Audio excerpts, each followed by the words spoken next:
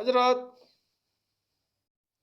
ইবনে আব্বাস রাদিয়াল্লাহু তাআলা আনহু বলেন, রাসূল সাল্লাল্লাহু আলাইহি ওয়াসাল্লাম বলেছেন, কিয়ামতের দিন প্রথমে যাদেরকে জান্নাতের দিকে ডাকা হবে তারা হবেন যারা সুখে দুঃখে সব সময় আল্লাহর প্রশংসা করে থাকেন। উক্ত হাদিস দুইটি বাইহাকি শুআবুল ঈমানে বর্ণনা করে আছেন।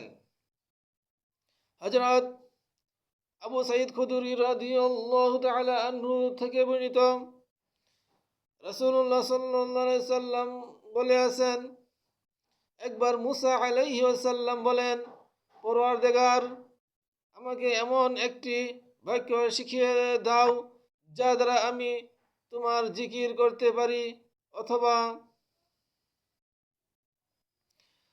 বলে আছেন তোমার নিকট দোয়া করতে পারি। আল্লাহ বলেন, তুমি বলবে লা ইলাহা ইল্লাল্লাহ। তখন মুসা বললেন, পরওয়ারদিগার, তোমার সব বান্দাই তো এটা বলে থাকে, আমি তো তোমার নিকট একটি বিশেষ বাক্য চাচ্ছি। তখন আল্লাহ বলেন, মুসা, যদি সপ্তম আকাশ আর আমি ভিন্ন তার সমস্ত অধিবাসী এবং সপ্তম পৃথিবী এক পাল্লায় রাখা হয় আর লা ইলাহা ইল্লাল্লাহ অন্য পাল্লায় রাখা হয়, তবে নিশ্চয়ই লা ইলাহা ইল্লাল্লাহ এর পাল্লা ভারী হবে। শারহ সুন্নাহ কিতাবে হাদিসটি বর্ণিত হয়েছে। হাদিসের ব্যাখ্যায় হাদিসের মূল কথাটি অর্থাৎ কালেমে তাইবার শ্রেষ্ঠত্ব ও সওয়াবের কথা অন্য হাদিসে আছে। এই হাদিসে ইবনে আব্বাসের অন্য একটি হাদিস থেকে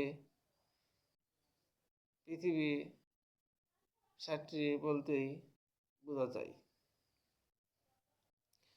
হযরত আবু সাঈদ খুদরি রাদিয়াল্লাহু তাআলা আনহু ও আবু হুরায়রা রাদিয়াল্লাহু তাআলা আনহু বলেন, রাসূলুল্লাহ সাল্লাল্লাহু আলাইহি সাল্লাম বলেছেন, যে বলে লা ইলাহা ইল্লাল্লাহু আকবার, অর্থাৎ আল্লাহ ব্যতীত কোনো মাবুদ নেই এবং আল্লাহ অতি মহান, আল্লাহ তার